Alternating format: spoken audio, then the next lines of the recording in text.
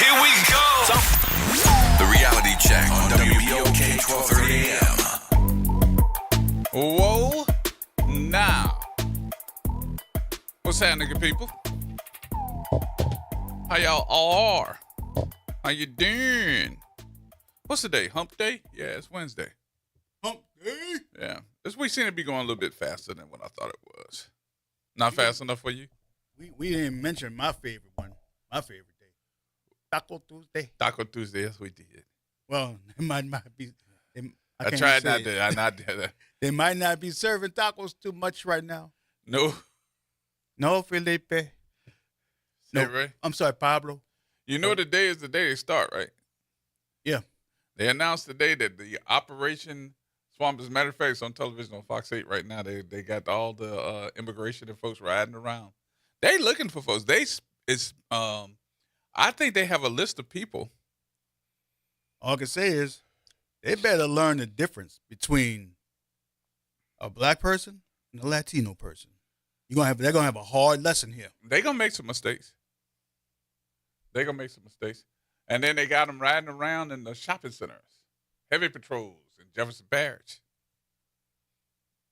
And they got the media embedded with them. Come out to New Orleans East, you might have a rude awakening. Hmm? Come to New Orleans East, they might have a rude awakening. Yeah, I would agree.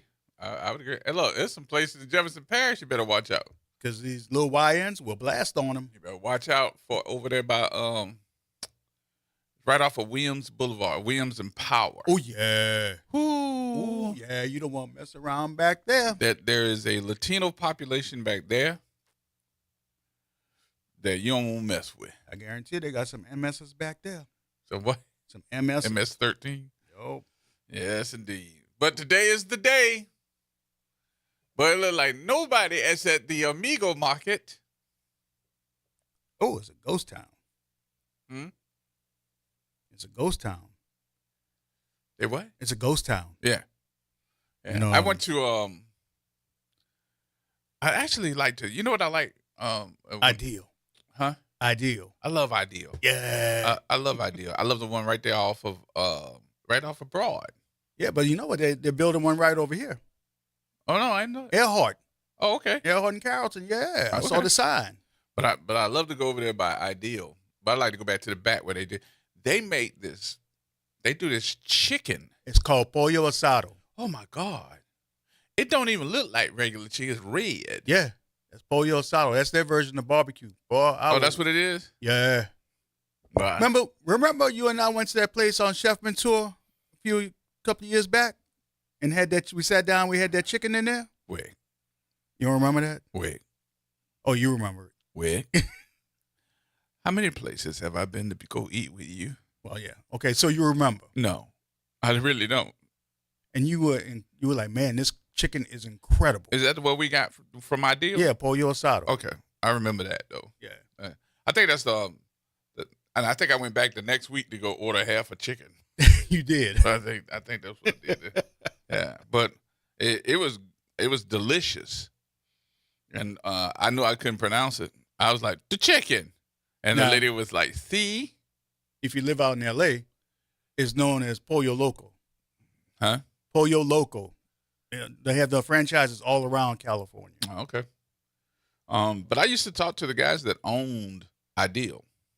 I wish they would put one in the East. Huh? I wish they would put one in the East. I'm surprised they haven't.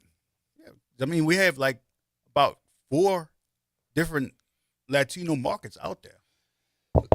But I am surprised that they have not put one, because Ideal seems to have a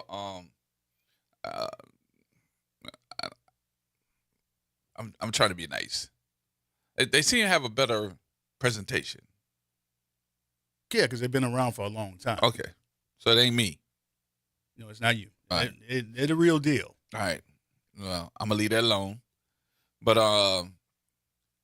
as we're talking about this immigration stuff that's now seeming to be underway, they announced something yesterday that made me go, huh. And what was that? That they're going to have some real issues with the Vietnamese community as well. Oh yeah, boy, you don't want to mess around with them. You do not want to go back there in little Saigon and mess around. No. Not that. No. I'm saying that ICE is saying that they're going to get the Vietnamese too. What? Yes. I just thought, you know, you and I have been friends for umpteen years, and our train of thought is sometimes alike. Oh God. And I just had a joke that You are popped not into gonna my put mind. me. You are not gonna put me in your bad thoughts or your bad jokes. I just had something that popped into my mind. Like, What? boy, y'all better hurry up and get y'all eyelashes and weaves. Because if they're going to get the Asian community, bye-bye store. What you doing Sunday? Sunday, Mm-hmm. watching the Saints lose. No. I was going to invite you to church so I can walk your ass Oh, to Lord, the yes, altar. indeed. You need- Remember what happened the last time you and I were at church together? What happened? You talking about over there at the Catholic church? No, when we were across the river. And I'm recording the service, and you're sitting there with your phone. What happened? Oh, yeah. Yeah. Okay. Some things you just need to leave off the air. Thank you very much. Yes, indeed. I should say, Lord Jesus, where's the holy water? The holy water, it was on boil. Mhm. I jumped up and yelled amen, and the pastor wasn't saying nothing. But we had a conversation this morning. I was talking to a couple of my influential political folks, and they were as stunned as I was to know that they were going to come into the town and not look for the Latino population as much, but also go back into the Vietnamese community and pick them up too.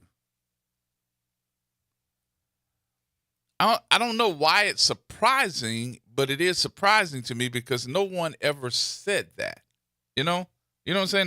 They were talking about illegals, but I guess my interpretation of what they were looking for was going to be more so the Latino population, not the Vietnamese population.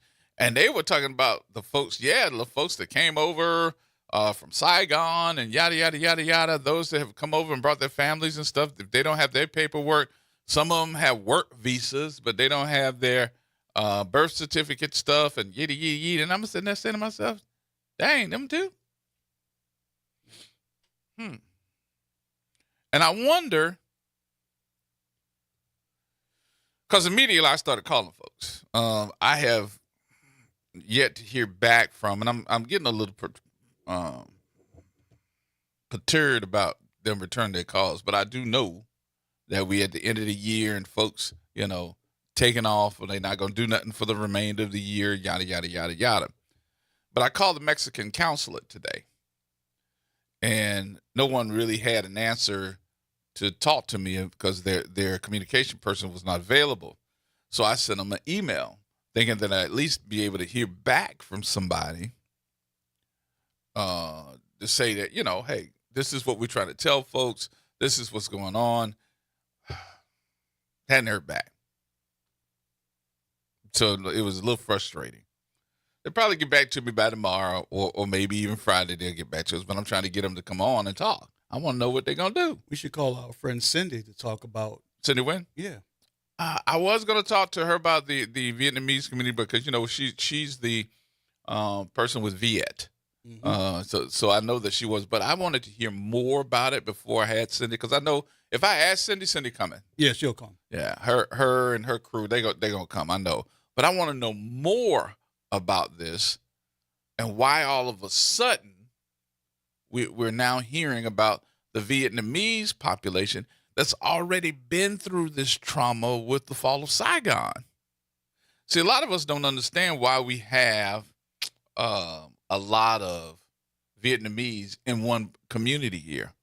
But that community that was here, they moved those kids when they were kids here after the war or during the war.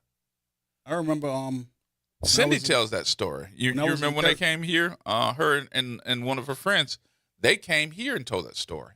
I think I was here when she told that story. Yeah. And it was amazing that during that time they had so many different, I guess, privates or those guys that were in the army that were over there, you put them over there, they're gonna find the women, and women gonna find them. Because when I was in third grade at St. Leo, we had some immigrants come to school there. They just brought them there, and they really did not know how to speak English, so we had to basically show them the way. And I mean, one of them, he thought we were trying to gang up on him, and boy, he did a kung fu pose. I mean, he really did this. He did a karate pose, like he was ready to get down. And we're like, no. And then we calmed him down and got him to understand that we were trying to be friends. Okay. And after a while, he started to understand things. He ready to chop you. Boy, he was about to put a kung fu grip. Yes, indeed. But I hope that everybody understood something. And that was in this operation that is happening to us right now. They gave us no information. How do you feel about your federal government doing something like this, but giving you no information, but doing it in your backyard and telling folks, hey, we're going to take 5,000 of y'all. And I really think that we have yet to hear any explanation or demand. I know they had some people the other night in the rain out there protesting, but I haven't seen or heard too much about what we're doing. What should we be looking out for? Evidently, there's somebody that knows something. If y'all started a whole operation on a federal level, and we sit back going, huh? I guess the question I have more so too with the culture of what we are dealing with,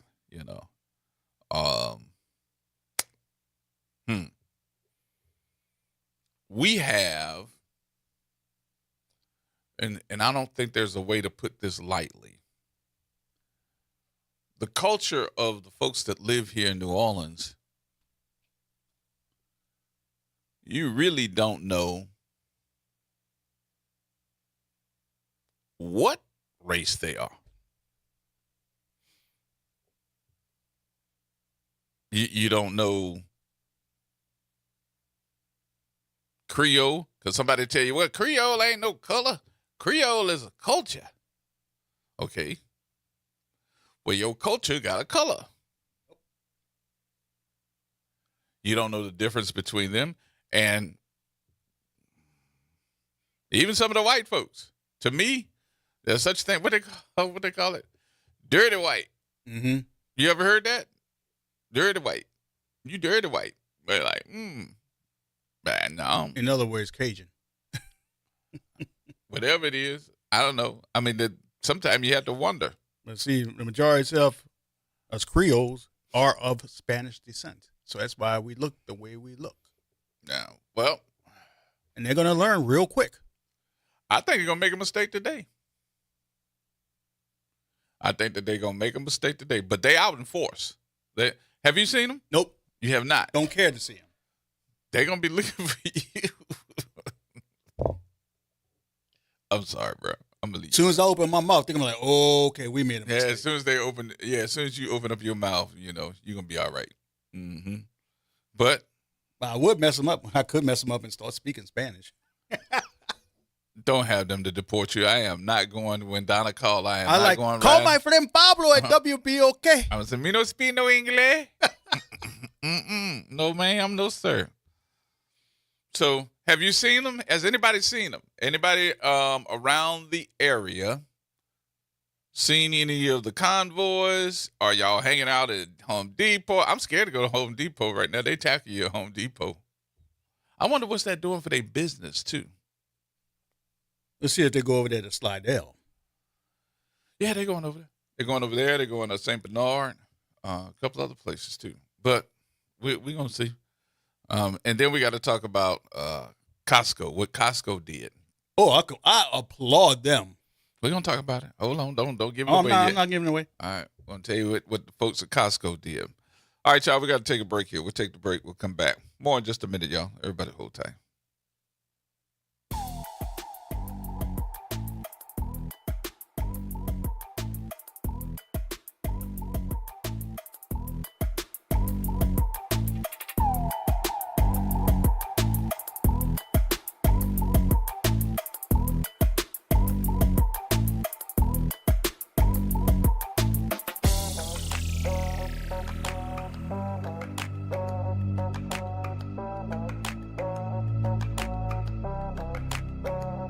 Norman Robinson is back. Can you hear me now? And he's taking no prisoners. Can you hear me now? Each weekday, Norman Robinson brings you commentary with Off the Top. The incident was shocking, disturbing, disgusting, disappointing, and sad. Each weekday, Off the Top with Norman Robinson is heard exclusively right here. It's Off the Top with Norman Robinson on WBOK 1230 AM. Are you passionate about community safety and police accountability? Tune in to The Monitor's Mic, where we talk about oversight, policing, and you. Hosted by the Office of Independent Police Monitor, we're here to shine a light on policing issues that matter, from real-time policing updates to in-depth interviews. Get the facts and stay informed. We're breaking down complex issues, highlighting community voices, and holding people behind the badge accountable. Join us for an informative hour every Friday at noon on WBOK. Your city, your police, your show. The Monitor's Mic. Meet Leanna, a part-time chef and full-time mom. In the past, Leanna didn't have health insurance because she didn't think she could afford it. What she didn't realize is she qualified for Medicaid. She loves the coverage and peace of mind that comes with high-quality care. The kind of care you get with Healthy Blue. This is Medicaid, and it's for more people than you think. Maybe even you. To see if you qualify, go to myhealthybluela.com. Visit DePaul's new Algiers Health Center at 2801 General de Gaulle Drive to receive primary and preventive care for both adults and children. Services also include behavioral health, imaging, and on-site pharmacy, vision, Medicaid enrollment assistance, and more. For appointments, visit DePaulCommunityHealthCenters.org or call 504-207-3060. Interest rates and inflation are out of control. Is your credit card debt also out of control? It's time to resolve your debt and take back control for a lot less than what you owe. If you have $10,000 or more in credit card debt, then you need to call us right now. Debt Fix Pros can significantly reduce the amount you owe, and you could be debt-free faster than you think. I knew we had to do something. Our debt was growing. It was getting out of control, and we just didn't know what to do. We saw an ad for Debt Fix Pros. We called, and they showed us how fast they could get us out of debt. It really was amazing, and now we're back in control.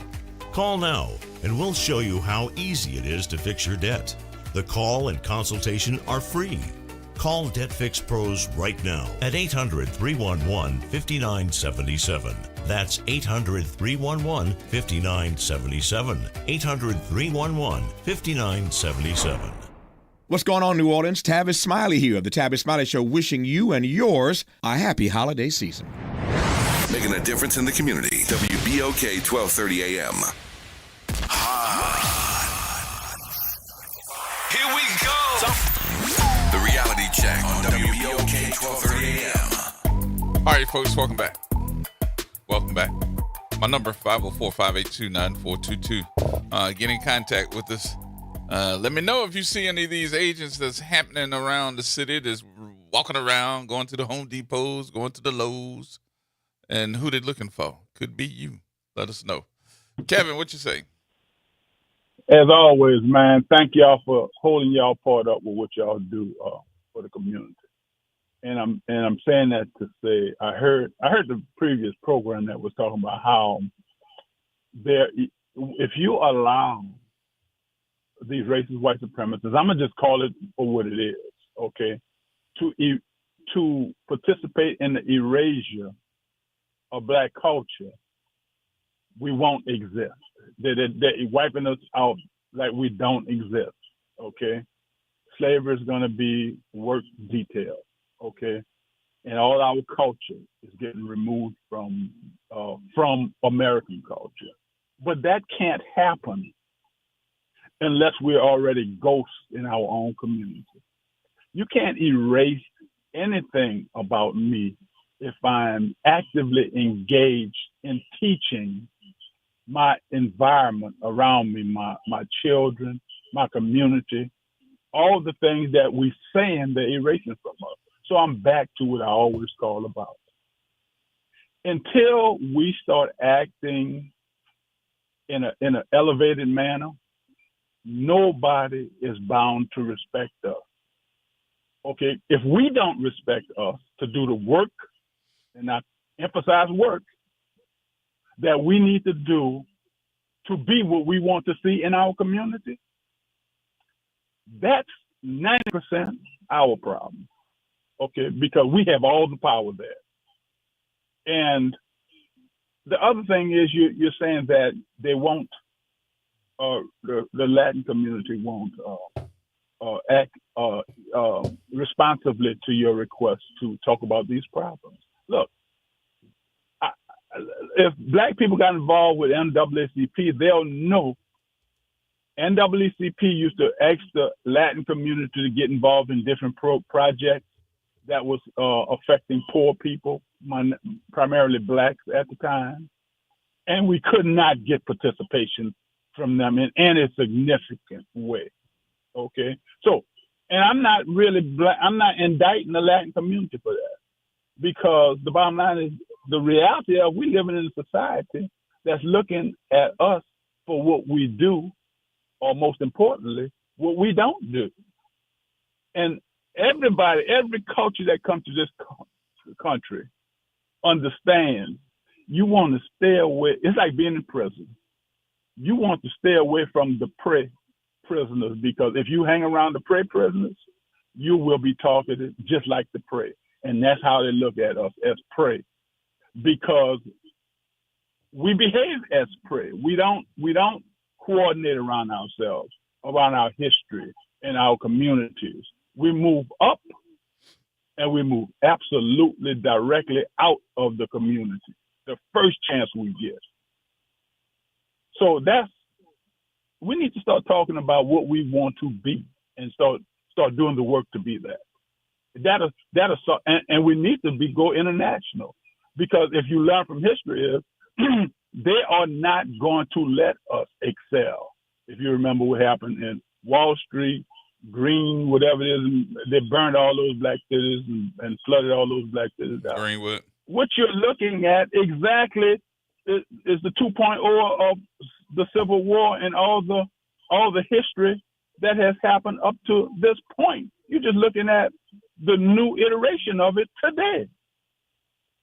So Black people, don't feel sad, because you can control 90% of the quality of your life if you just start coming together and being intentional and strategic and about how we do what we do in our communities to protect ourselves and give us a support system with each other. It just takes us to do that. All right, Kev. Thank you, brother. Thank you. All right, talk to you in a minute. T-Bone. Hey, G. What's going Thanks on? for letting me do it. Can you hear me? Yeah. Yeah. So earlier, I saw there was a report that they went to the Lowe's on Elysian Fields, real talk, and was stopping people in force. They were showing people, I guess you could say, staked out along Canal Street going into the French Quarter. That was actually on the news. They weren't dressed up as ICE. They had police jackets on, but they were saying that they were working in conjunction with ICE. Wait a minute, they what? They were working in conjunction with ICE. Okay. To pick people up. And, G, you're a pretty apt person. I don't know why you're surprised that now they're going to start mentioning other nationalities they're going to include in this dragnet. No. Well, I think the reason why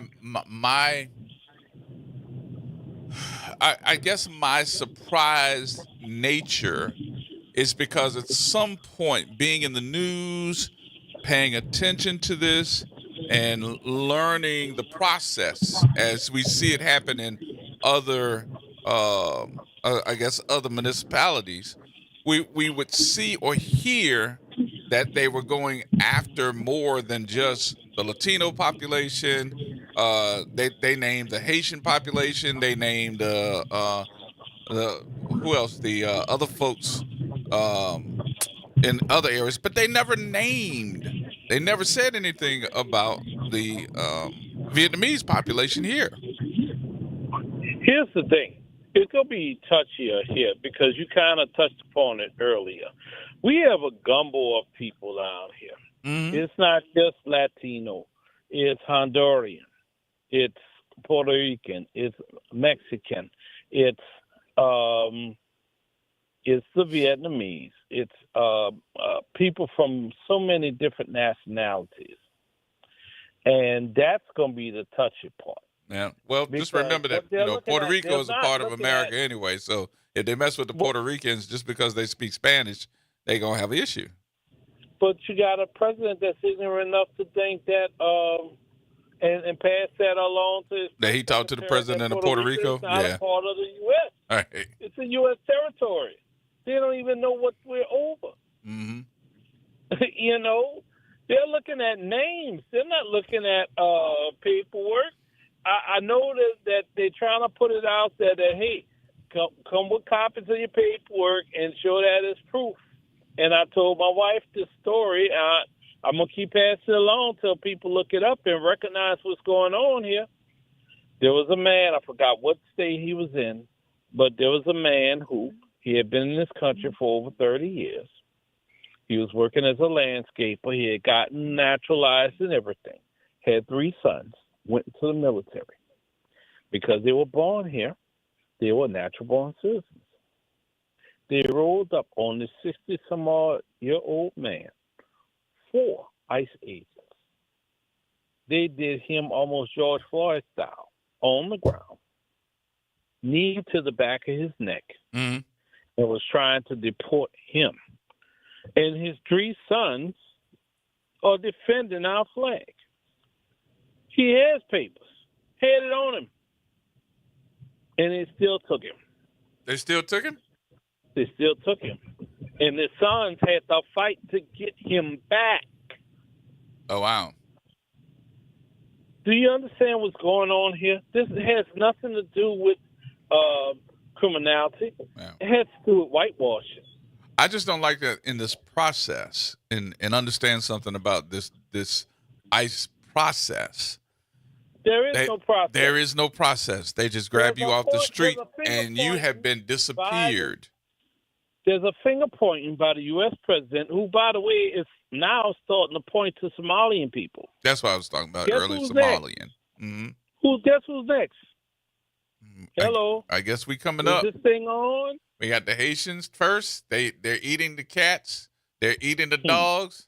Now the Somalians are from a garbage nation, and they're garbage, and we don't want them here. So who you think is next?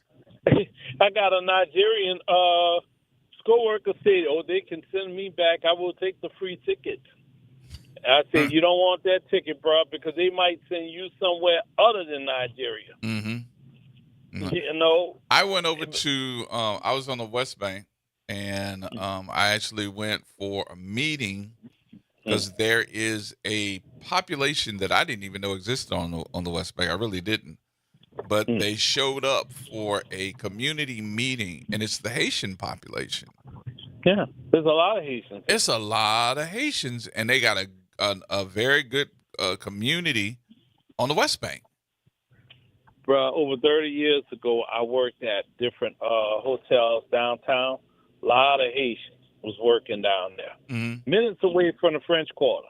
You don't think they're trying to roll up those people? Come on. Come on. The only ones they're not worried about are those that look like Trump.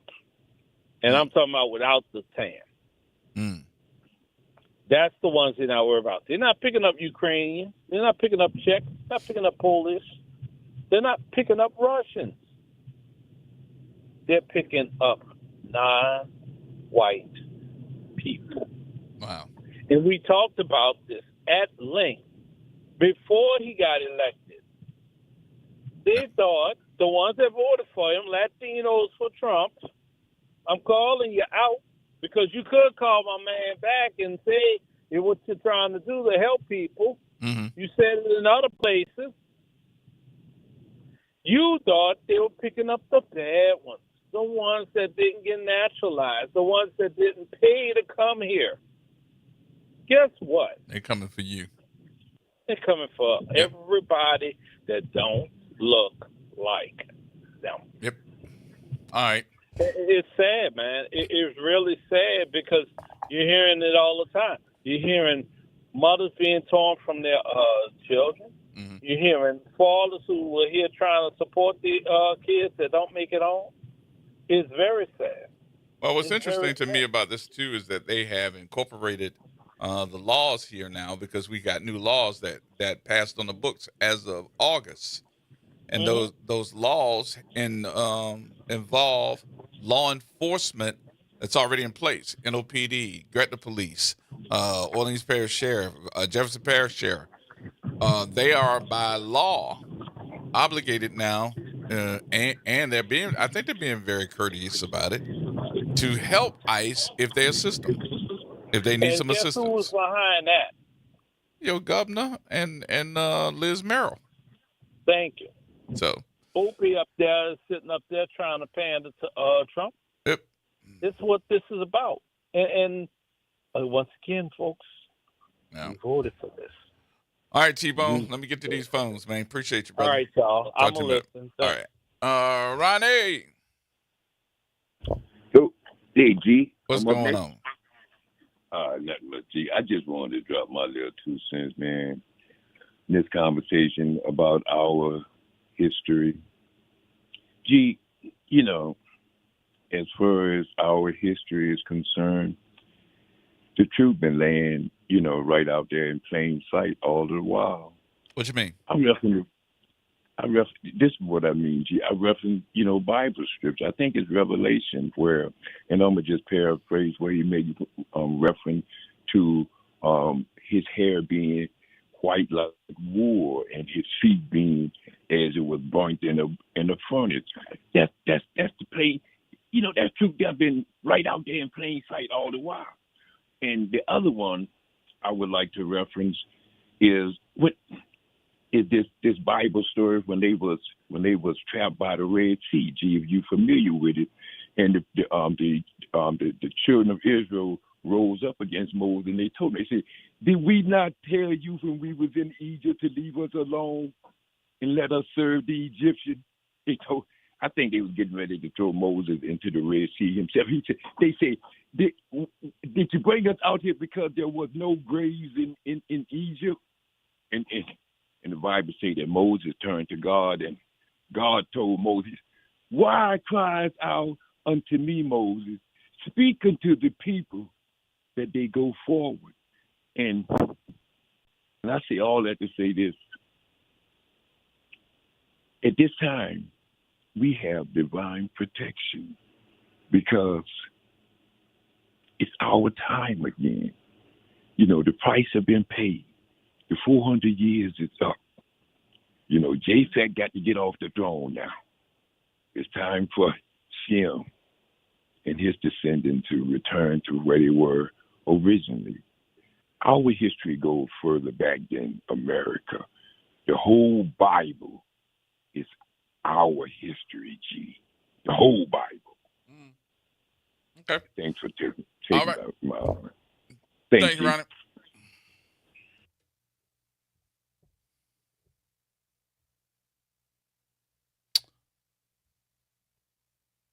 Okay. Mm-hmm. All right. Your face says it all. Mm-hmm. Now I'm just trying to figure out where do I go from here? Where do I go from here?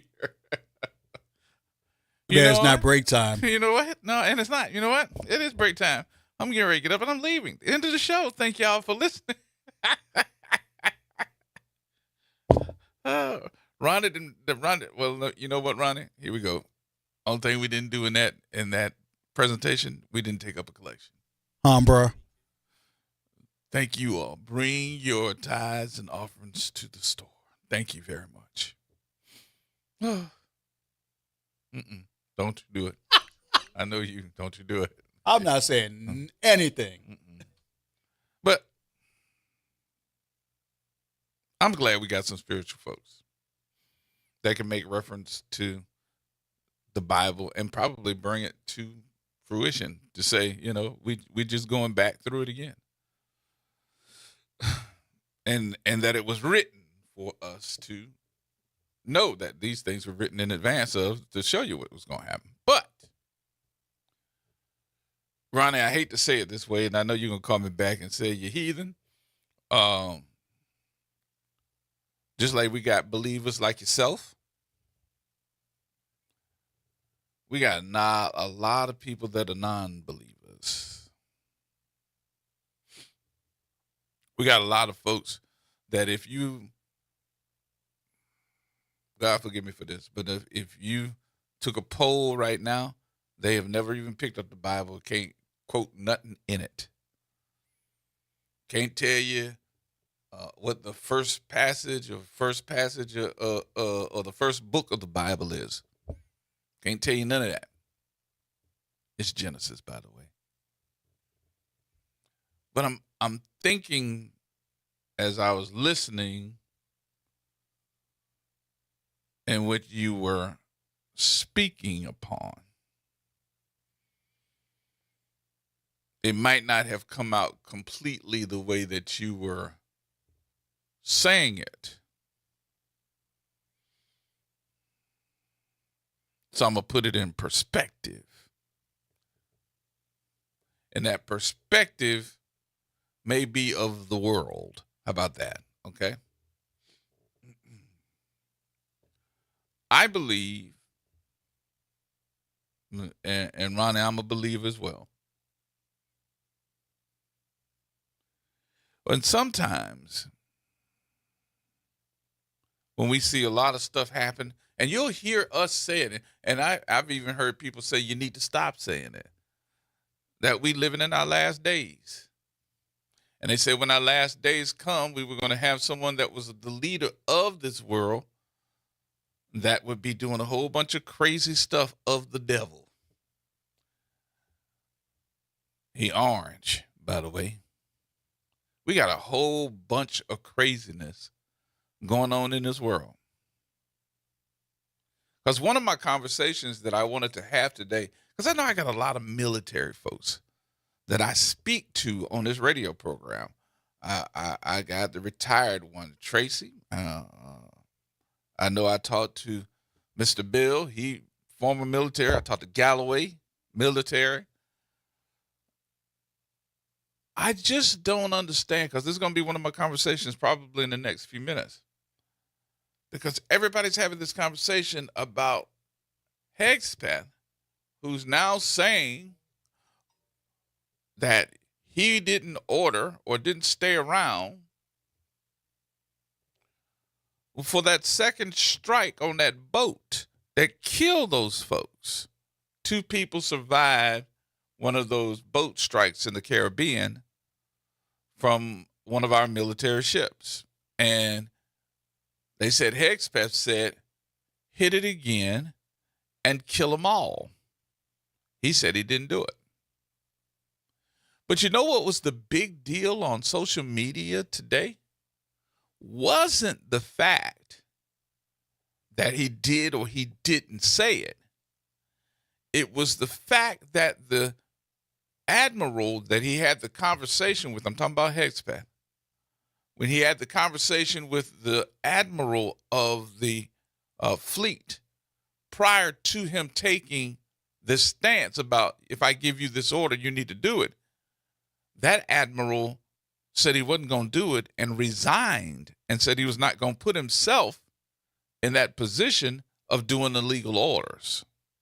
And he stepped down as the chief of the fleet. Now they got it so that he's like, told you so. Because he decided that he was going to step down and not be a part of their illegal game. And I think that Trump and Hegspeth are throwing the admiral that did give the order to strike that boat again. I think they're throwing that admiral under the bus. And so does everybody else. But my question to my military folks was, can an Admiral make that decision to strike and maybe kill those folks again without having his authority being challenged or actually having, I would say it this way. Let me say it this way. Can he make sure that he has some type of authority to strike again on his own? Or does he have to have the say-so, or somebody else had to say so to tell him, go ahead and do it? That's the question I had for you. Because I don't think he could have done that by himself. Not with this. But anyway, tell you what we'll do. Don, hold on for a minute. I need to take another break here. We'll take another break. We're going to come back. Have some more conversation with you in just a minute. More right here at WBOK.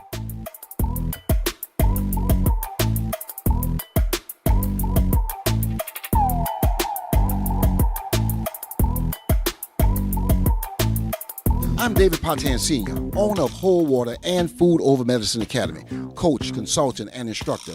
We're excited about our 21-day challenge. Stop, prevent, and reverse disease today. Cholesterol, diabetes type 2, high blood pressure, along with chronic illnesses and diseases. We believe that the gift of wellness is the greatest gift, and for $30 per month, $1 a day, you could have this gift for you and your family. I'm Phyllis Washington, and I've benefited with health and weight loss. For your gift of $30, healing and wellness can be yours. Call 504-701-4711. That's 504-701-4711. The Whole Water Store. See you at 2135 Washington Avenue today. You've got responsibilities, but that doesn't mean your dreams are on hold. At Southern University at New Orleans, our evening and weekend college is designed with your life in mind. Finish your degree, start a new one, on your time, your degree, your schedule. No excuses, just opportunity.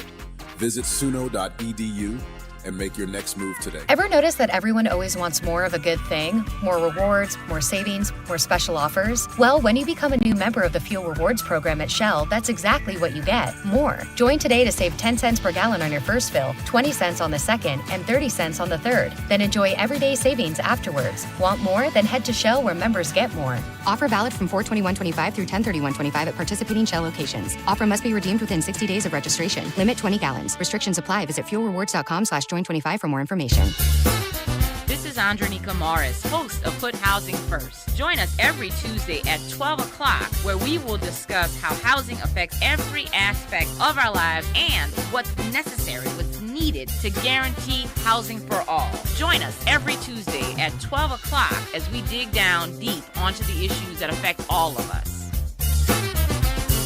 LifeCare provides valuable whole life insurance to cover final expenses such as medical bills, burial costs, and unpaid debt. A final expense insurance policy is fast, easy, affordable life insurance that's available to anyone between the ages of 50 and 80. No medical exams, no lengthy questionnaires, and no waiting period. The application process is quick and easy. You can even apply without having to undergo a medical examination. Just answer a few questions and we'll do the rest. With the average funeral cost skyrocketing to $11,000 and Social Security only paying $255, you need simple, affordable peace of mind for you and your whole family. Don't leave behind unpaid expenses that, if left unattended, will burden your family tremendously. Benefits include a guaranteed premium that will never increase, a guaranteed cash value, and a guaranteed death benefit that can never decrease. To find out how you can get final expense insurance with a guaranteed lifetime rate lock, call LifeCare at 800-571-9955. That's 800-571-9955. 800-571-9955. Talk that. Noel Education is all about awareness. Join me, Dr. Jaquil Ross from New Schools for New Orleans, as I chat with Dana Peterson and Christy Ivy to learn how our public schools in New Orleans are performing academically. Tune in for Talk That this Monday at 12:30 p.m. on 12:30 a.m. Hey, this is Don, marketing consultant with WBOK. I want to send a special thank you out there to all of our listeners, all of our supporters. I want to send a happy holidays out to everyone in the whole city of New Orleans. Enjoy your family time and be safe. When you talk, we listen. WBOK. Here we go. The reality check on WBOK 12:30 a.m. All right, folks, welcome back. Welcome back. Don, what you say? Thank you for holding, big brother. How you doing? Everything is good, Gerard. Good. Look, the last caller that you had on, Ronnie, mentioned something about the Israelites, in Egypt and all. And, I never thought about our situation here in America. The Israelites supposedly were in bondage for 400 years. Well, the English brought the first slaves over in Jamestown, Virginia in 1608. In 2008, it was ironic that 400 years a black man was elected president of this country. And I don't know if anybody had even thought about that at the time. I mean, we talk about being enslaved for so long, here in this country, that it was ironic. It was 400 years later that this man was elected president. And I just, think that, as you were saying earlier about this guy that's in office now, it's ironic that, if you look at what the Bible talks about, and he talks about the fact that somebody's going to be, coming in and claim that, he's the Antichrist and all of that. Right. And we were going to go through a lot of chaos. Right. He hasn't admitted anything like that, but, a lot of things that you could look at that the Bible talks about is something that, we have to look at and see if, like you said, the chaos, et cetera, is already with us. And, you hear every day when you go to church that the pastor's talking about, the last days and all. And we have to consider that there's a lot, like you said, a lot of people out there that don't have any idea of what church is about, what the Bible is about. And, a lot of folks feel that, if things continue to get as bad as they seem to be, that you may have a lot of people out there that's going to be wondering what's going on and not knowing that the Bible has predicted a lot of things that, we see happening now. Yep. And I think it's something that we need to consider, that there's a lot of people out there that really don't know what's going on now. We had an apartment complex right next door to our church that had a lot of Guatemalans, Hondurans. They actually came to our church and all. But we went by the complex a couple of weeks ago, and I don't think any of those people are there anymore. Of and course we were not. told we were told that they were on the West Bank now. They all had went to the West Bank, where I think a lot of people are, probably in hiding. Yeah. And it's something that, my wife was saying just the other day here off of Reed, they had a truck that had Hispanics, that ran the truck, and served food, et cetera, sold food. And she was saying that the truck is there, but they're nowhere to be found.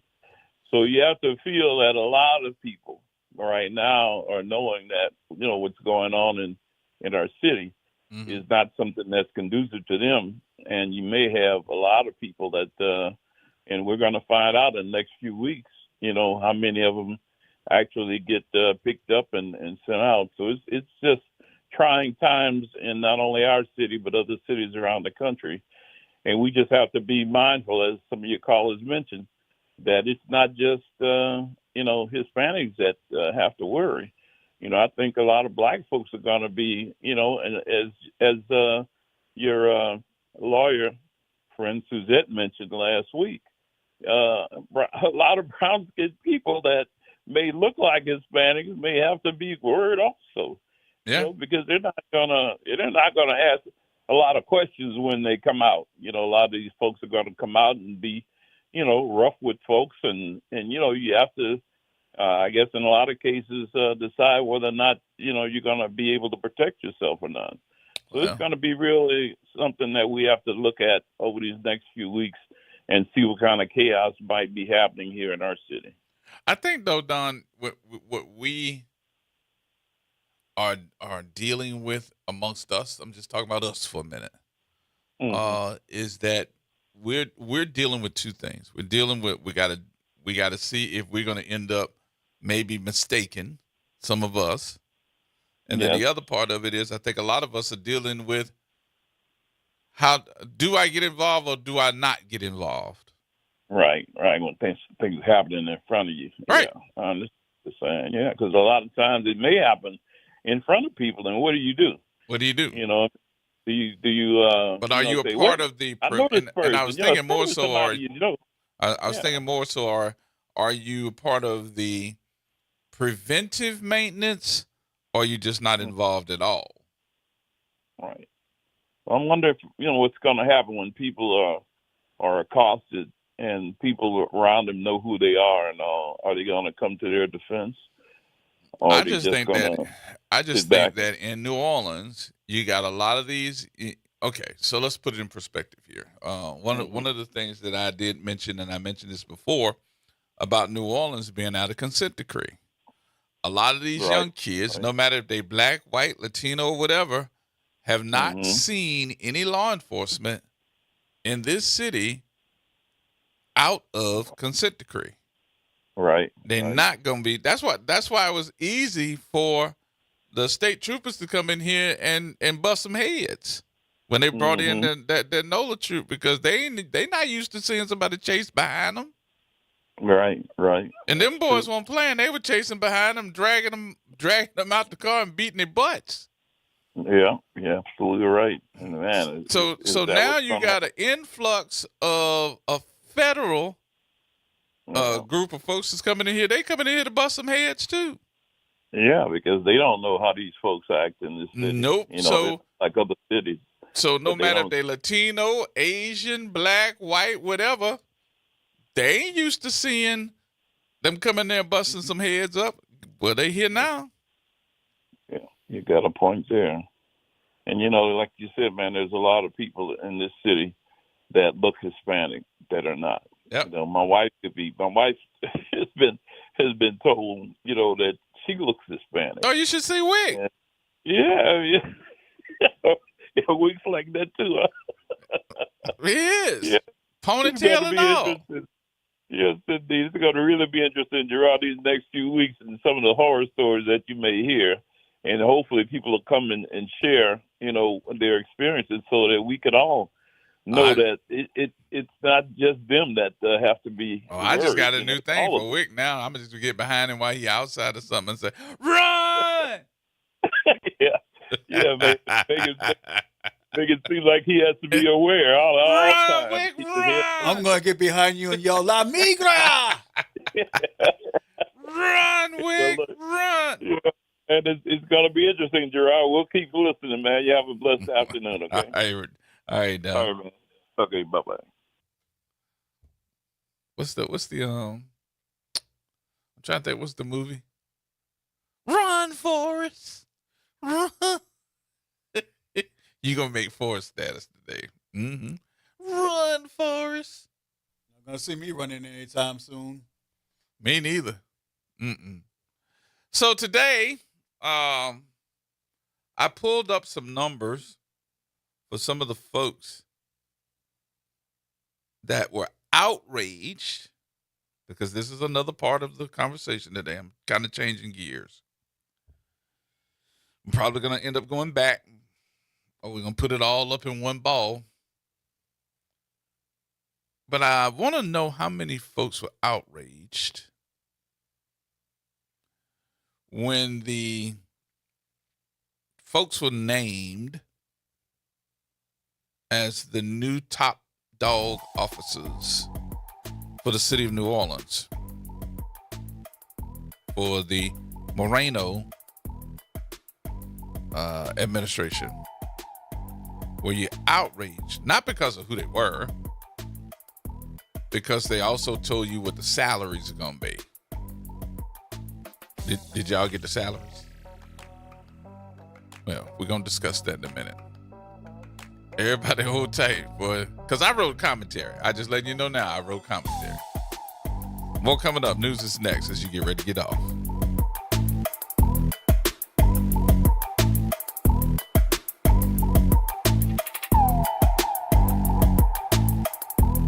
From the campus of Xavier University. WBOK Go and Equity Media Station.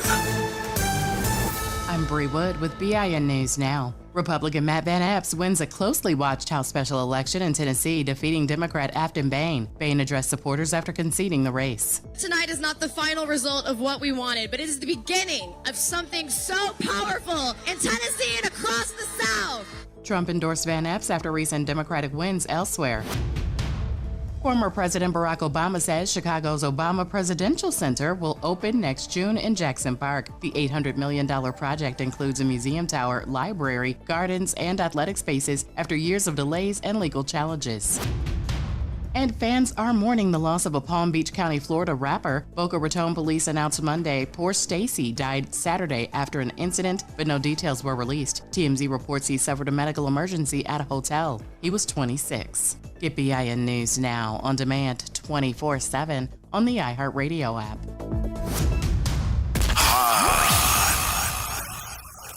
Here we go. The reality check on WBOK 1230 AM. All right, folks. Welcome back. Welcome back. Gerard Stevens with you.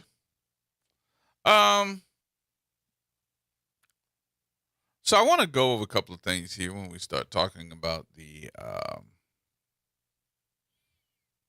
next administration, what we're going through right now to get our stuff in order. We're at the end of the year. How many more weeks we got? 3 more weeks up until, January 1. So we've named the new folks, the top dogs, the new, assistant mayors who will be a part of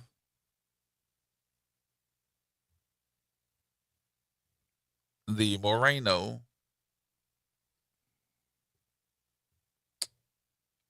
administration. What was interesting to me in that whole scenario of who we are, what we are, I think I know everybody except for Miss Gibson. I know Kevin Ferguson. Of course, I know Dr. Vegno. I know Renee Laparolari. And, of course, former Councilman Joe Giarrusso.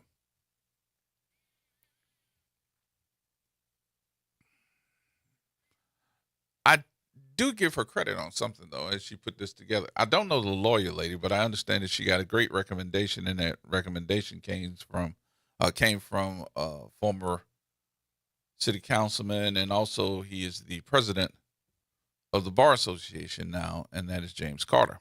Understand that she's a dynamite corporate lawyer. I don't know her personally, so I think that it would be in my best interest to see for ourselves and what she's going to do.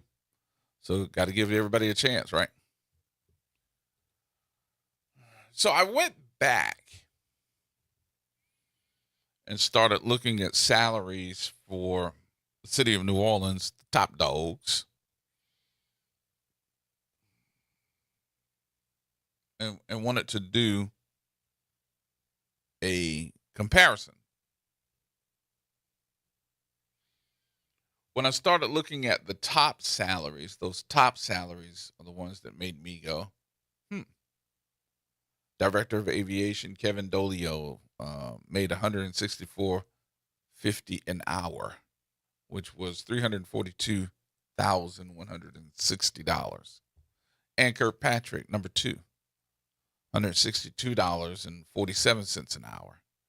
She made $337,938. Megan Marino, medical director, $143.49 an hour at $298,459. Samantha Huber, or Uber, chief physician pathologist, $138.24 an hour at $287,539.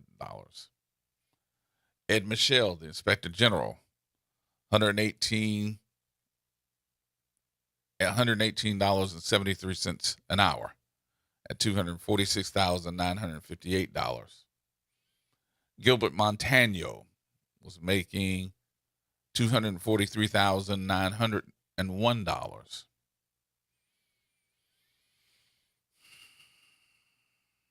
I mean, there are a whole bunch of $200,000 folks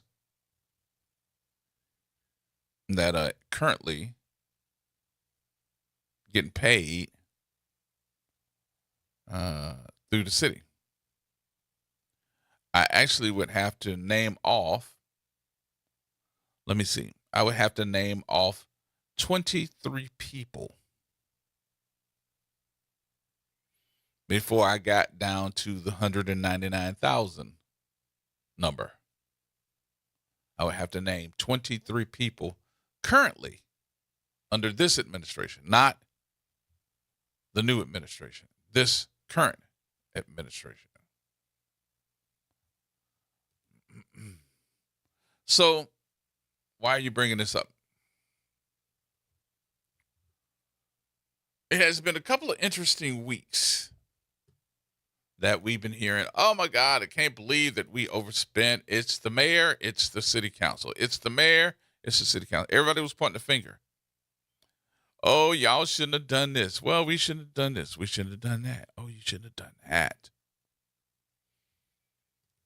But with this being said, in my commentary today, it makes me ask you the question, are you believing your lying eyes?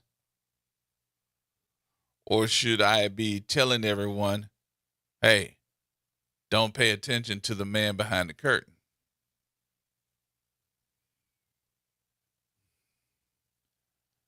Many of you want to change so bad that you are being blinded by everything else. All the down talk about people losing their job, furloughed, hiring freezes, and loss of resources, or should I say higher costs for those resources. I could appreciate getting the best of the best to lead departments. If you're going to lead me to the promised land, don't be leading me to a room of or street to nowhere. And I like, though, in this administration that's coming, that we have a lot of locals instead of all of these expensive national searches to find us somebody that's supposed to be able to lead us to the promised land, and usually end up being out there at the dumpster. But even though that I like the fact that we have new and local leadership, it makes me throw in the fact that timing can be everything. Let me repeat that just in case the folks sitting by the door didn't hear me. Timing can be everything. Deflating the spirit of those who are hearing this conversation about money, that are hearing about overspending, who's responsible, where you're going to find the payroll to pay people till the end of the month, where you going to do this one, who's petty, who ain't petty, petty. And in the next breath, as we name the new administration, didn't you realize that everybody was going to be trying to find out how much money they're going to be making? And they posted it in social media. And each one of them had a $200,000 salary added to the payroll. And those are increases from the current administration. Everybody went, what? Yeah. That their salaries are increases from the current administration. Now, I think you should get paid what you're worth. I'm not going to sit up here and tell you that, you're making 200 plus. Congratulations. But we are in a moment of dire need, right? We are in distress. And remember, I started this off with timing is supposed to be everything. Imagine those employees who were stressed out because they got to reapply for their jobs. That's number one. And then number two, we're going to furlough them. And then number three, their salaries are going to be somewhere between $30,000 and $40,000. Imagine what they're hearing when you're telling them, I can't pay you your worth, but I'm going to pay your leader that much, or probably a whole lot more. Are we headed into some times that are called trying here in New Orleans? Think about it. Y'all think about this for a minute. We trying to find money for payroll. We trying to find money to make sure that we got enough for payroll for the end of the year. Do y'all understand that's only 3 weeks? But I haven't heard anybody say, we trying to find money for that daggone parade for Sugar Bowl. I haven't heard anybody say, Sugar Bowl is in jeopardy because we got to pay for it. I haven't heard anybody say that New Year's celebration where we do all the fireworks and we got this and that. I haven't heard anybody say that's in jeopardy. I did not hear anybody say, Mardi Gras is in jeopardy. But we in a budget crunch.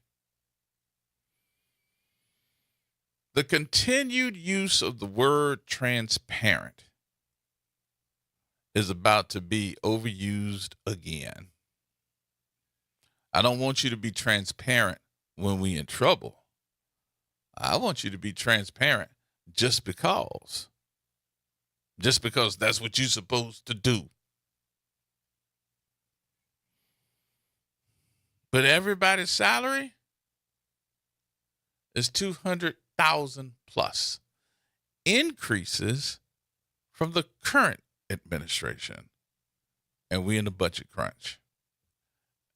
Now ain't that nothing. And don't look. And don't pay no attention to that man behind the curtain. Galloway. Hey, Pablo. What's going on, my brother? What you say there, Luciana? Man, my brother, man. I see y'all making national news today, man. What happened? Oh, yeah, we got it on today, boy. They in here. Yeah, News Nation, man, they got 12 people that they are targeting right now. They are Vietnamese, Cubans, and it's a brother on there, but they say he Honduran. That brother looks like he can be from the 6th ward or the 9th ward of the East, so y'all better watch out if you're light-skinned. Yeah. Yeah, I done told Wick if he go outside and it's dark and we can still see him, go home. I'm telling you, man, you better put on some put some locks in your hair or something. I'm telling you, they got these folks mugshots going across the screen. I'm watching it. I said, and they got the reporter embedded in the car with her. Yeah, yes, yep, they're riding in the car with the cameraman. Yeah, they got 12 people so far. Wow. Yeah, over by Lowe's. They didn't say which Lowe's it was, but they showed them. I don't know who them folks was, man. I said, y'all be careful down there, man. But you were talking about that salary, man. I'm coming to get me a job to work for Helena. Tell her I can be her driver. She ain't got to worry about driving no more. She already got her driving, man. Yeah, that job already taken. Taken. Yep. Yeah, because the CAO got $100,000 raise. Mm-hmm. Can you believe that? Mm-hmm. That is I understand you talking about local, but that's buddy. We gonna hook each other up. Oh yeah. And so what if you poor folks can't survive. We got ours. Right. We got ours. Now you get yours. You got to get in where you fit in. Yep. And that's crazy, though, man. You was talking about the military, man, with that strike stuff, man. You know, that brother, Admiral Hosley, that man served 37 years. He's a fighter pilot. Mm-hmm. You know, the brother went to Morehouse. He a member of the Divine Nine. He did the best thing in the world. That man knew. He retired. He was like, nope, I'm retiring. I ain't doing that. You don't see too many admirals retiring, especially you in charge of the southern, that Caribbean fleet down there. Right. He got the whole Southern Fleet. Yeah, you don't retire like that. So I knew something was up, but I didn't know it was this bad. Yeah. Now that Pete Hegseth, that dude was drunk when he gave that order. I guarantee you. If you look at him, one day say he didn't know about it. The other day he said he watched it. Then he said I didn't watch the second strike. But Admiral Bradley, I gave him full command. Now Bradley has to answer to the I think it's Cuttle. He's the 4-star admiral. Right. So the 4-star admiral has to answer to Hegseth. Mm-hmm. Hegseth, the blame should be on Hegseth. But I guarantee you in this for me right now. They drew up some pardon papers from that man as soon as the media broke this story. Mm-hmm. And when he go Bradley testify tomorrow, they're going to tell him, giving him the bare minimum. If they don't charge you with anything, we got your pardon already. You just got to be quiet. But I guess the part that I have a problem with this is no matter what, you've ruined this man's career. Mm-hmm. He gonna have to step down from the Southern Fleet. He probably lived to get this position, and now you're gonna have to. No matter what, you're gonna have to step down. Yeah, because you think about it. Bradley was in charge of SEAL Team 6. Yep. That's the same SEAL Team 6 that killed Bin Laden, man. Yep. Positions like that are so hard to come by. Yep. Same thing with Admiral Hosley's position. You got to be the cream of the crop, the best of the best. You got to be that one in that 99%. You got to be that one person in order to be looked at to be an admiral and to give you that type of command. Look how many ships out there right now. It's 11 ships out there. Yep. And so this is nothing to play with. But when you got a drunk that was in part of the National Guard and you got a draft dodger, Trump, who's in charge of everything, what do you expect besides lunacy? I've told people before, if one of those fishing boats was carrying drugs, just say it was, it would take 22 times to fill up before you can get to the United States. So it makes zero sense to me. But if they want to go to war that bad over some oil, I'm glad I'm retired. And I'm too old, and I drink too much Old English 800 to go back on active duty. Leave it up to y'all young folks, because I ain't doing it, man. You ain't doing it? You know, the national... No.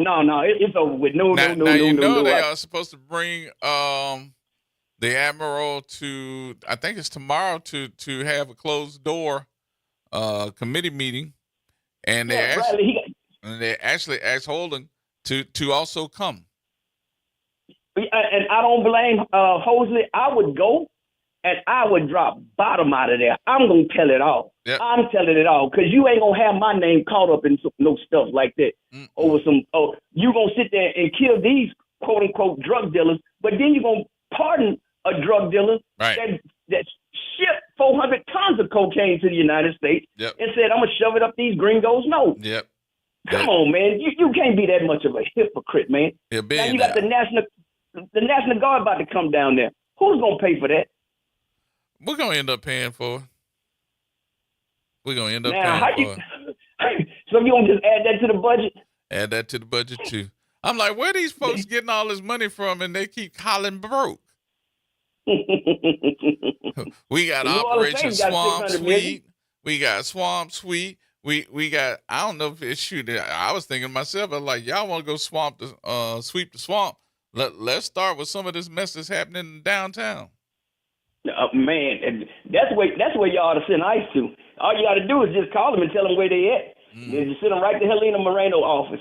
See that her incoming self. She gonna get on TV and talk about his racial profiling. I said, this lady has not been around New Orleans long enough. You don't know who is what in New Orleans. I guarantee you. Dog as I am, sometimes when I open my mouth, people ask me where I'm from. Yep. I tell them, and you know what I tell them? I say, I'm from Canada. How about that? Yes, Get on out of my face, man. Yes, man, these people going crazy, man. But y'all have a good one, Wick, man, and G-Man, and I'll holler at y'all tomorrow, brother. All right, Galloway. Talk to you in a minute. All right, Terry, hold on for a minute. I got to take a break. I need to take a break here. So, yeah, we'll get back to this conversation in just a minute. We'll take the break here, and we'll get back to the telephone calls. 504-582-9422 is the number. More coming up.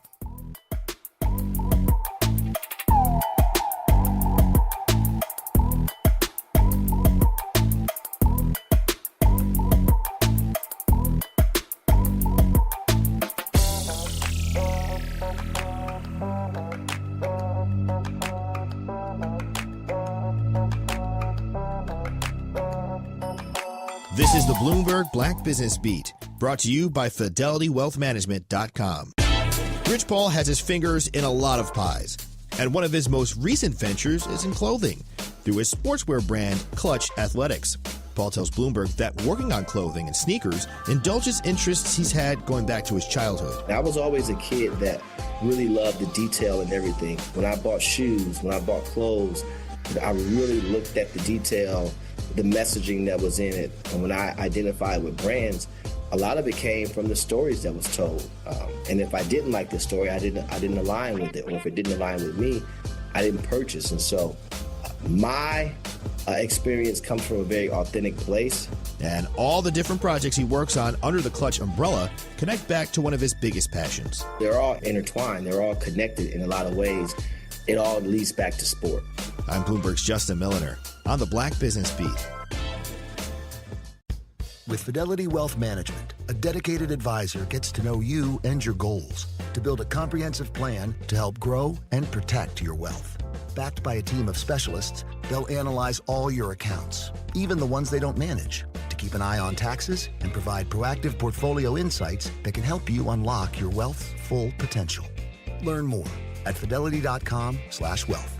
Investment minimums apply. Fidelity Brokerage Services, LLC. Member NYSE SIPC. On the golf tee, it's Skechers World Champions Cup. Watch it live December 4th and 5th on ESPN and ESPN Plus, 12 to 4 p.m. It's PGA Champions Tour golfers from all over the world. Team USA versus Team Europe versus Team International. Watch it live December 4th and 5th on ESPN and ESPN Plus, 12 to 4 p.m. The competition will be tense, but feet will be comfy. Tune in to Skechers World Champions Cup. Final round of golf on Sunday, December 7th on ABC, 1 to 5 p.m. Season's greetings from our family at the Blues Buffet. Hey, this is Jay Boogie with the Blues Buffet. You know, Christmas Day is special and so is the music. So get ready for a family feast of sound.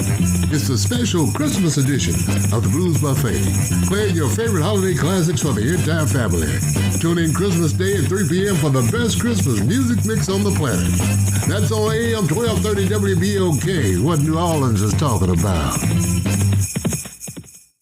2517 Bayou Road, Chef Sherman Esteem. You're talking about great food, great conversations, and definitely great drinks. We sell hookahs and we rent them out. So if you want to have a nice time and smoke your nice hookah, come on down to Nano's Cajun Cuisine and Pastries and have a wonderful time. We will entertain you and we will treat you with happiness and joy. And by the way, on our first and third Saturdays, we always have a block party on Bayou Road. Come and check us out from 9 p.m. to 2 a.m. You've got responsibilities, but that doesn't mean your dreams are on hold. At Southern University at New Orleans, our evening and weekend college is designed with your life in mind. Finish your degree, start a new one, on your time, your degree, your schedule, no excuses, just opportunity. Visit suno.edu and make your next move today. Visit DePaul's new Algiers Health Center at 2801 General de Gaulle Drive to receive primary and preventive care for both adults and children. Services also include behavioral health, imaging, and on-site pharmacy, vision, Medicaid enrollment assistance, and more. For appointments, visit DePaulCommunityHealthCenters.org or call 504-207-3060. Hello, New Orleans. This is Jeff Thomas. This holiday season, I pray that you have joy, love, peace, and happiness. And if you don't have those things, I pray that you have the courage, strength, and resilience to see it through. Blessings for all this holiday season. Making a difference in the community. WBOK 1230 AM. Hot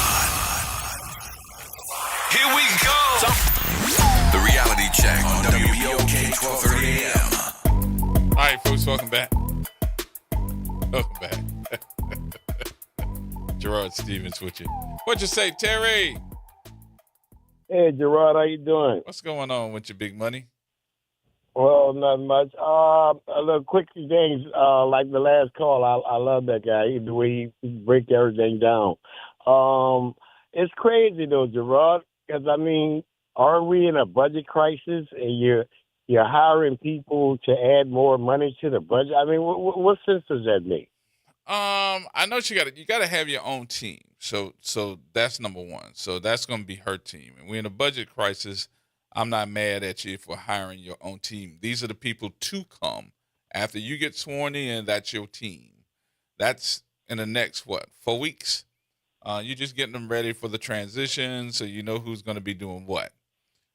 My issue is not the people. I'm glad that she got local folks, okay? And I was glad to see that, and I'm just being honest with you.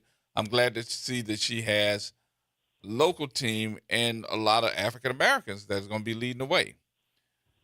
What I ain't too happy about is the fact that we have increased those positions by salary.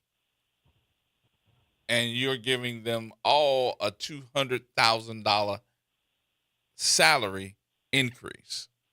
I would think that, and I mean, I don't know if you heard Galloway. Galloway said your CFO is going to get a $100,000 increase.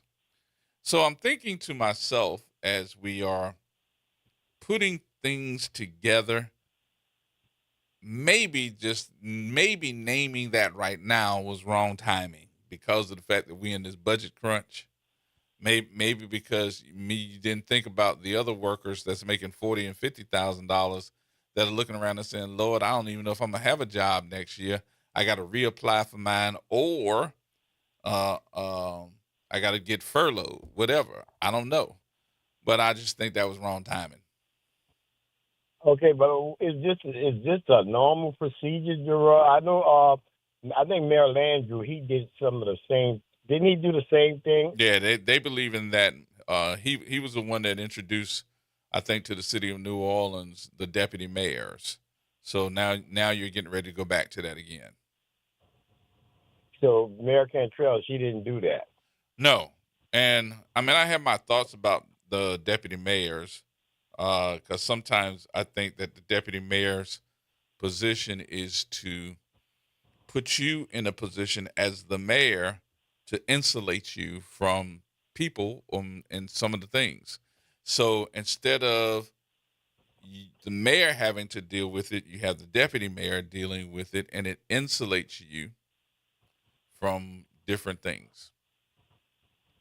But is this not a sign that she doesn't really know how to do the job, Gerard? I mean, how many assistants do I need to do a job that I was elected for? I think more so that you have. I mean, same thing. She had the same thing for Cantrell. They just had different titles. Titles don't mean nothing these days. All right. So just like you got a city attorney, Denisha Turner is named as the city attorney. Physician Byron Jasper, Renee Hickson. You also have directors of finance, the director of Homeland Security is John Thomas, but he's being replaced by what's his name? Former NOPD chief. Gilbert Montano, chief administrative officer, who also left, is being replaced by Joe Geruso. So you got all these different people. You just got them as chiefs or deputy mayors and head of a department. Yeah, I understand, but I'm just saying, to me, it doesn't make any sense, though. Not when we're dealing with a budget crisis. I mean, it would be fit better to me if we wasn't under this budget crisis. So if she can hire 8 people, it wouldn't make a difference, to the general public. But we facing a budget crisis, and you get. I'm not disagreeing with you. I'm not disagreeing with you at all. Well, what I'm just saying is we're just looking at something, a change of title, change of name, and I do think that it's wrong timing to name your $200,000 plus people who are going to be at the top of your administration when you're looking at all these other folks that work for an administration that may be here for the next 3 weeks, may not be returning, and some of them have to, or all of them have to reapply for their job, and they don't know if they're coming back or not. Yeah. So that's all I'm saying. That, you know, maybe I'm just being a softie, you know, but I'm just looking at it and saying bad timing for those folks that really do need their job and really do need their little coins. Yeah, but I'm gonna hang up and listen on this last part, Gerard. What about Trump bombing those ships in Venezuela the way he's doing? I think it's illegal. I was in the military, and I'm telling you, he's not supposed to do that. That's like killing people without provocation. You know, you're giving them no warning. You're just killing people. And I believe, what is the job of the Venezuela? What do they have? A governor? Not a governor, a president? I mean, what is he saying about this? I think this is terrible. Really, this is terrible. He's killing people from the sky. Yeah. I don't think that he's doing something that he's supposed to be doing, because we hadn't heard of it any other administration. That's number one. Then number two, when they bombed that boat and it didn't kill everybody on board, and then he said that Hedgepeth said hit it again and kill everybody on board, I think that's a problem. That's a real problem. All right, Gerard, that's all I got. I got you, Terry. Thank you, my brother. Have a good one. Talk to you later. I really do. I think that this is going to end up being something that everybody is going to be paying attention to. But I'm hoping that it's not something that they're not going to get back to the Epstein files on. What? Yeah, a distraction. I'm hoping that this is not a distraction. Now, Thursday, which is tomorrow, they're supposed to be bringing those admirals to a joint Senate hearing to find out, did he give that order, or did Hedgepeth give you that order? What happened? I would think at that magnitude of an issue that this is for, you know, whether this is a war crime or not, you would think that he would not be making that decision himself. I don't think he made the decision himself. I think that he was following orders, even an admiral, straight from the secretary. Straight from the secretary. But the black man that was the admiral said, no, I ain't doing it. I resign. I'm out. They were like, what? So they asked him to come tomorrow for the Senate committee as well. And I hope he tell it all. I hope he sang like a canary. Everybody be listening. We singing like a canary. Now, but what do you do?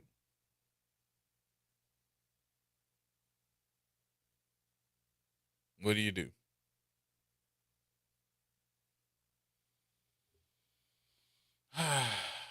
So, we'll see. All right. So now we got to get okay, so I'm paying attention here, but I'm paying attention to two different things. The feds are focused on New Orleans, Minneapolis, St. Paul, and now they're saying they are going to be focusing on the Somalians in Minneapolis. Because he made that comment. Now they're going to send those troops after the Somalians in Minneapolis. Yeah, this is terrible. All I got to do is talk bad about you and I can get anything resource-wise? Really?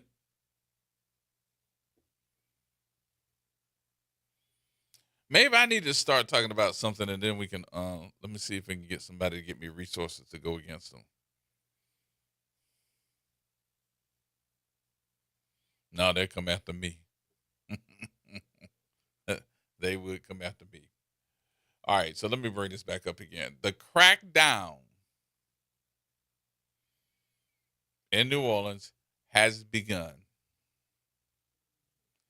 It don't matter if you have said, uh, well, I don't want it to happen here. We got you. We heard you. But these folks don't care.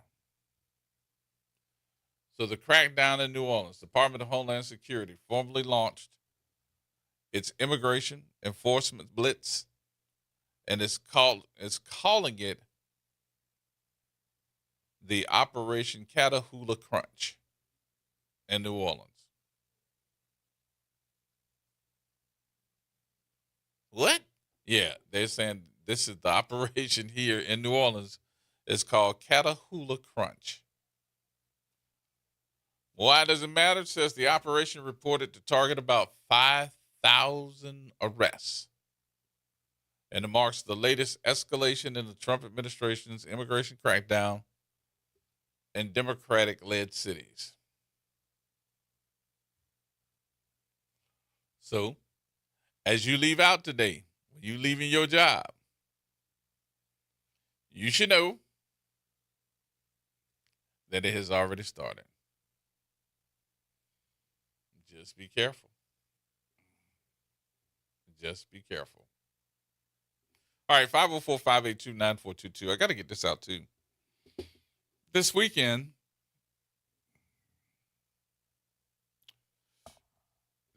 I am going to be hosting again. I hosted last week. I got to say to Sheriff Susan Hudson, thank you for letting me host for Thanksgiving. We hosted the Day of Thanks over at the convention center. A lot of folks showed up, man. A lot of folks. If you don't believe me, just go to my Facebook page, and you can see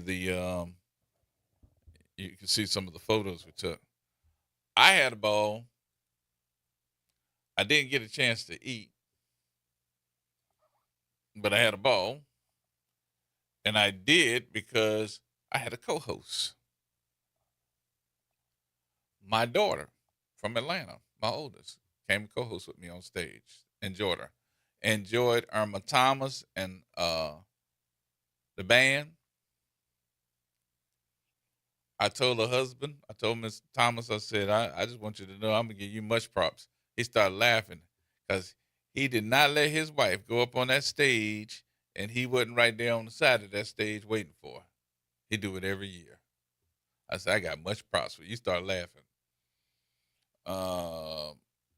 That was her last one.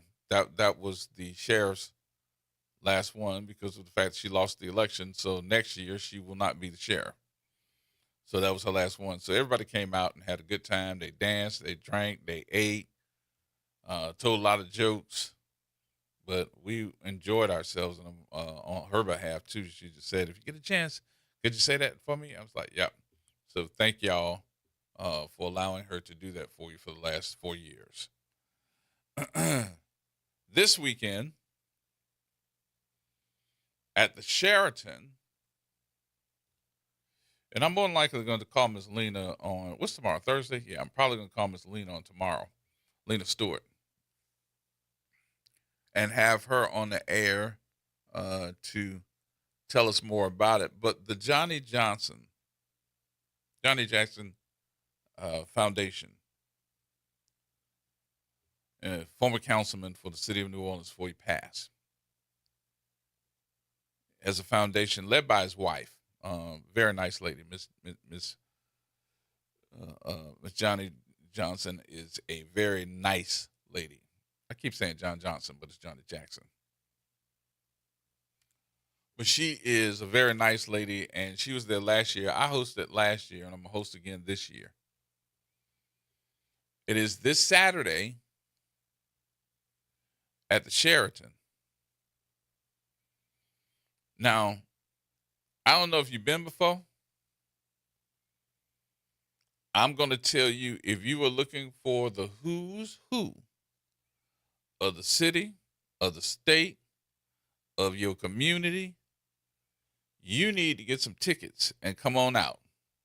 this a big to do. Y'all remember you used to turn on the television and you used to watch everybody lip syncing? But you had all those like city officials and stuff lip syncing to Christmas songs and stuff. They do it on stage and film it at this event. It's at the Sheraton. It's usually standing room only. I knew what last year it was because it was packed in there. It went from one end of the ballroom to the other, and everybody got up. The DJ played some Frankie Beverly and Mays. That's when he had just, passed. Everybody got up and started line dancing, and they did their deal. They did their deal. I hosted. I cut up too. I did. I really did. I think that's why they invited me back. But I'm going to cut up again this year. So I am hoping that you will get a ticket and join us for the Johnny Jackson, the foundation putting on its Christmas benefit to benefit the foundation in itself. They buy toys for the kids. Everybody come out. And let me tell you something. What's even funnier to me, these folks are serious. Did you hear what I said? These folks are serious, and they lip syncing. They had about 5-6 guys up there that were the Temptations. Ladies and gentlemen, they had on matching suits. They spent some money on it. They were nice with their little, Christmas hats on, tuxedo shirts, everything. And they were serious. They had this one lady that did the Fantasia, kicked her shoes off on stage and everything. She was out of breath when she got off the stage.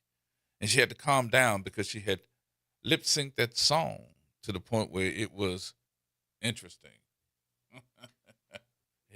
it was. She kicked off her shoes, ladies and gentlemen. I had to duck. I'm joking. I didn't have to duck. But it was good. It was good. So I am hoping that everybody, again, will show them love and come on out. It's at the Sheraton. It's this Saturday night. I'm going to be there as your host. I can tell you that the performances are going to be outstanding. You get a chance to meet your good friends, and everybody loves some holiday cheer.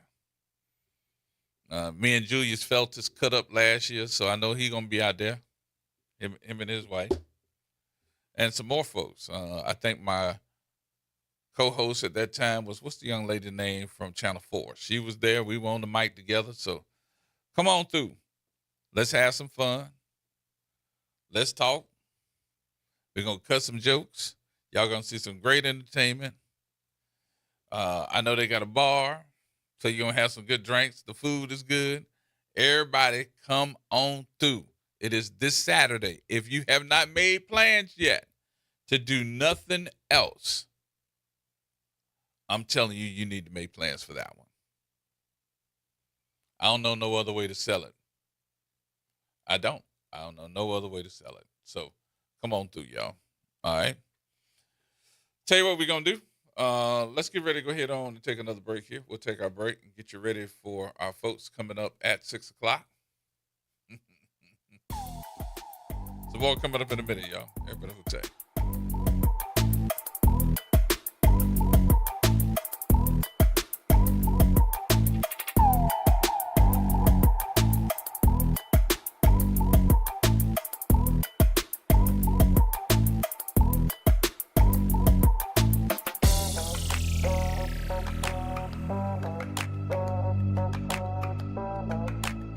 AURN News. I'm Ebony McMorris. In this sense, it looks to me like they're trying to pin the blame on somebody else and not them. Secretary Hegseth said he had no knowledge of this and it did not happen. It was fake news. And then the next day from the podium with the White House are saying it did happen. So either he was lying to us on Sunday or he's incompetent and didn't know it had happened. That was Republican Senator Rand Paul questioning Defense Secretary Pete Hegseth's changing account of a reported second strike on a suspected drug boat in the Caribbean. Now, lawmakers in both parties are now pressing for answers about that follow-up strike, which allegedly targeted survivors from a September 2nd operation near Trinidad. Senators want to know who gave the order. What's the legal basis? Leaders of the Senate and House Armed Services Committee say they will scrutinize the mission, the rules of engagement, and any recordings of the operation. For AURN News, I'm Ebony McMorris. It's Off the Top with Norman Robinson on WBOK 1230 AM. While the city of New Orleans continues to wrestle with a $160 million budget shortfall, it seems citizens are left with no definitive explanation about who's exactly responsible for this financial mess. This fiscal fiasco threatened to leave city employees and vendors unpaid, and it sent the city council stepping to the state with hat in hand pleading for approval of a $125 million bridge loan to cover payroll. The State Bond Commission said okay, but the city leaders had to agree that the state legislative auditor would oversee how the city spends that money.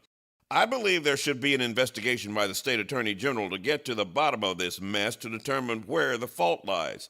There has been lots of finger-pointing. The council blames the mayor's administration, the administration blames the council. Sources with knowledge of city government tell me that the blame lies squarely at the feet of Mayor LaToya Cantrell and her chief administrative officer, Gilbert Montano, who, by the way, resigned to take a cushy job as chief of staff at the Audubon Nature Institute.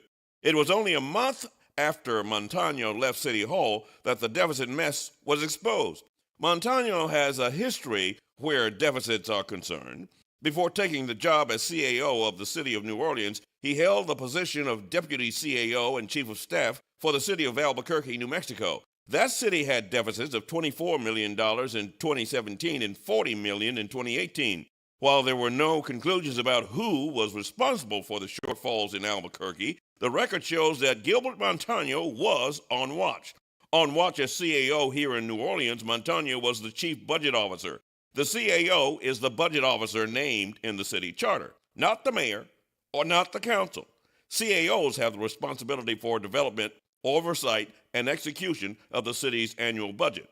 As such, the CAO is held to be the authority in budget matters. Earlier this year, in testimony before the city council, the city finance office reported that cash flow was in dire straits. Montano pushed back, telling the council that things weren't that bad. Well, we now know that things were that bad, and even worse than we could have imagined. The question is this a matter of incompetence or malfeasance? We taxpayers have a right to know, damn it. This is Norman Robinson off the top. Hi, I'm Leo Jackson, host of Sunday Gospel here every Sunday morning, 5 a.m. to 7 p.m. and 12 o'clock till 2 p.m. You don't want to miss this move of God. It happened only on WBOK. You listen to all day long. Meet Leanna, a part-time chef and full-time mom. In the past, Leanna didn't have health insurance because she didn't think she could afford it. What she didn't realize is she qualified for Medicaid.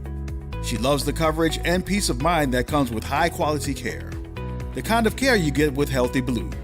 This is Medicaid, and it's for more people than you think. Maybe even you. To see if you qualify, go to myhealthybluela.com. Let's take a moment to celebrate great things happening inside our schools. NOLA Public Schools achieved a B District Performance Letter Grade. Orleans now exceeds its pre-COVID district performance for all students by more than 8 points. For the second year in a row, Black students from New Orleans outperformed the state average in all peer districts. For all other subgroups, economic disadvantaged students, multilingual learners, and students with disabilities, we also saw growth. Let's keep up the amazing work. Hi, this is Wendell Pierce, partner at WBOK, and I'd like to wish you and your family a very happy holiday season from all of us here at WBOK 1230 AM. Here we go. The reality check on WBOK 1230 AM. All right, folks, welcome back. A few minutes here left before we get into the next program coming up at 6 today. We'll do the sports report, so make sure you check it out, too. Just got notified, too, that our good friend Will Sutton is going to be on Roland Martin. today? Did anybody get a chance to see him? We had to go back and look and see what he talked about. Because I didn't see. I apologize. I just looked at those text messages, Will. I'm late, as usual. I'm late, bro. I apologize. But yeah, we'll see and go back and look at Unfiltered with Roland Martin. See what Will Sutton was talking about during that time, too. Now, here we go. We're probably going to find out, and I want y'all to put me on tomorrow and take a listen. And you're like, dang, Gerod said something about that.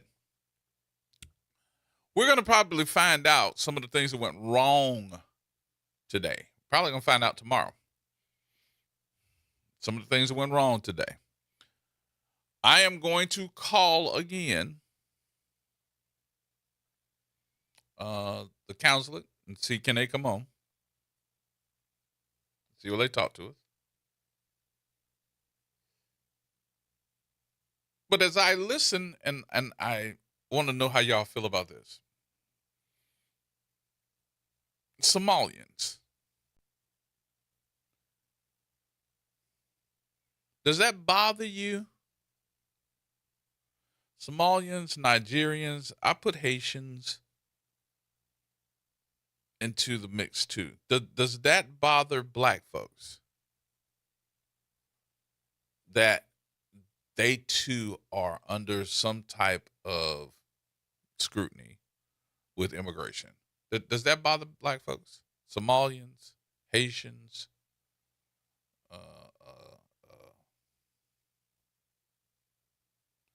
because to me, they're black folks. And we have, which I did not, I'm swear to God, I keep saying this, I said it again, I did not know that we had such a big community of Haitians in the city. I went over to the West Bank to do a meeting with them.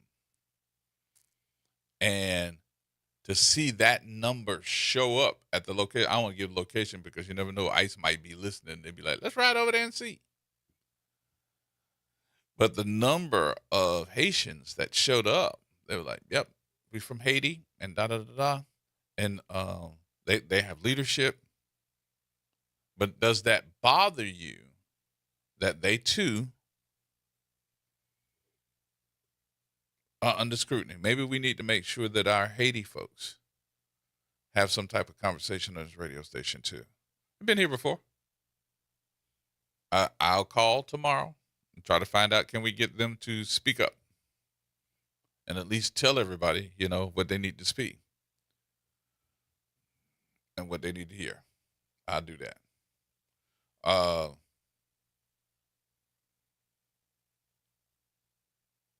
In some instances, you look around and you say you love your city. You love where you live. I got to tell y'all, I am not in love with this city when things like this continuously happen to us. We're looking at bad vibes for the end of the year with all this bull crap with these ICE folks and immigration folks. We're sitting down, looking around and saying, oh, yeah, and by the way, we're $160 million in the hole. Some of the folks, I'm going to tell you now, and I don't have a problem doing it. And some folks are going to be like, well, he talking about us, da-da-da. I don't care what you say. I really don't care. I'm looking at some of these folks in this different administration that's getting ready to get in some of these places that announce who they are. All right, what's that? Was that you? That's what it was? All righty then. That announce who some of these folks are. And I'm looking around and saying to myself, I'm trying not to say nothing because I'm telling you that they are now doing the research on those folks that you putting in charge. And baby, that trigger getting ready to get pulled. And some of you all that are in charge are getting ready to get your ass handed to you. I don't know no other way to say it.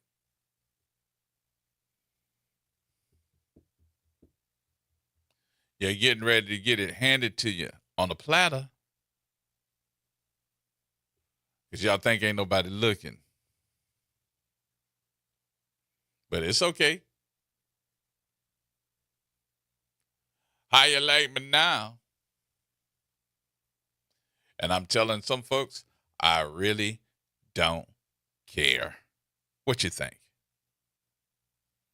Read between the lines if you want to. I really don't care. You can tell anybody too. I really don't care. You thought I was ignorant before.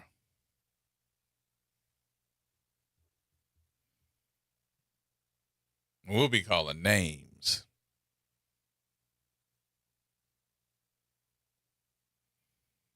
Because we want everybody to know what you think about these folks that you told different stuff to. You told them that you were going to be the best for this and you're going to be the best for that. No, you're not. Not at all. All right, I'm getting ready to get out. You ready to go? Yeah, let's get out. I'm getting out of here. I will see you on tomorrow. I'll reach out for these folks to let us know, because look, today is just the first day, so we know that there's going to be a whole bunch of stuff that was done wrong today too. So we'll figure it out. Y'all have a great rest of the day. Whatever you do, safe and careful is the way we want you to do it. Stay out of Lowe's and stay out of Home Depot. Go Costco. More coming up, folks. Sports coming up next.